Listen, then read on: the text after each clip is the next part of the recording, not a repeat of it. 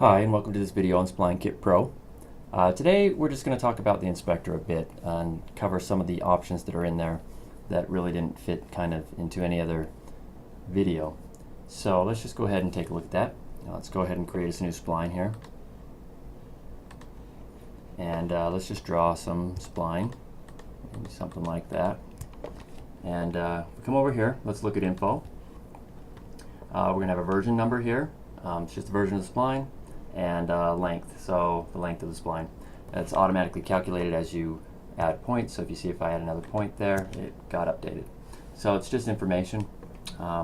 Render. Under here we've got always render, so this means, if this is checked, that I can select on another object and it still stays rendered. This comes in even more handy if you are using sculpt mode, not parameterization, sculpt mode, and you are selecting on other things. It just makes it easy to grab these points and move it around still while you have other game object selected. Okay, so that is, and again, let's just put it back to standard. Now these handle sizes will change the size of the handles that are being drawn on the screen. So you can see this changes the size of the points.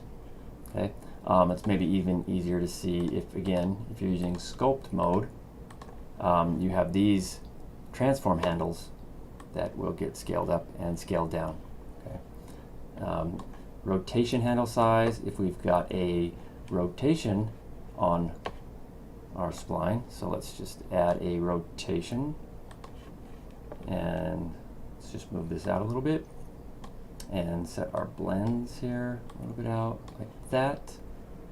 Okay, again, this will change those rotation handle sizes. Now the nice thing about this is you can set this all the way to 0 if you are adding another node in here somewhere and you don't want those rotation handles to get in the way. But at the same time, you still need to see where your rotations are happening, where they're starting and the blends are starting. It's still color coded, so you can see the blend starts here, and when it changes to this cyan, that's where the start is, and then the end and the blend out. So you can still see that without having the handles in the way. Same for scale nodes. If you had a scale node on there, you could do the same thing. Okay, and so that's that scale handle size you could set to 0. Pretty much the same as the rotation one here, so I won't worry about that.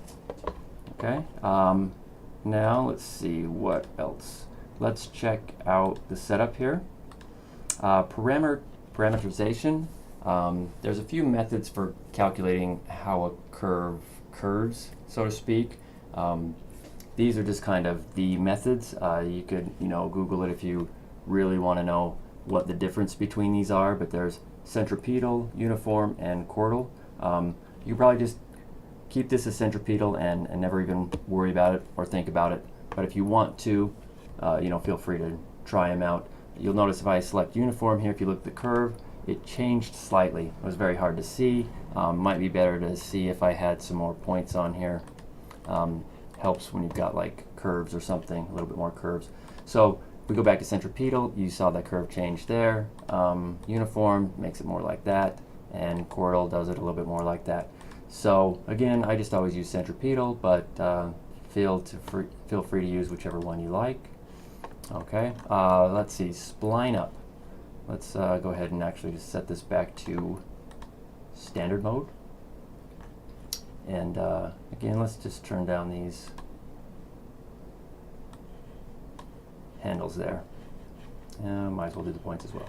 Okay, so spline up is just the up vector for the spline. So when you have a character on the spline, it's going to try and orient that character towards this up direction, or I should say orient that character's up direction to this up direction.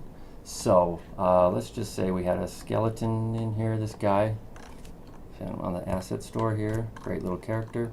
If we added him to the spline, add a spline animator, and put him on our spline, you can see that our spline up here is 1 in the Y, which is this direction, so he's facing that way.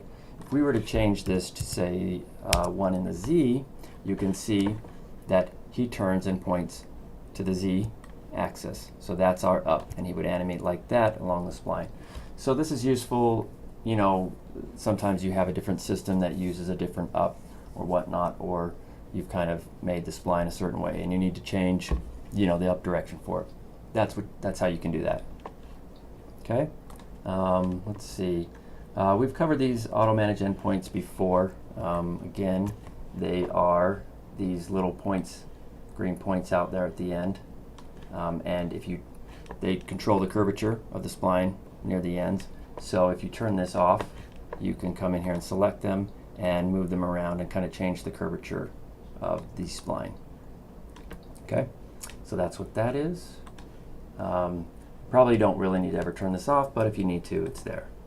Okay, the rest of the stuff I think we've covered in other videos, so I'm not going to go over that. But as always, if you have any questions, feel free to send me a message, splinekit@gmail.com. Splinekit's one word, and I'll do my best to answer it or even make a video if I can. So thanks for watching, and I hope this was useful.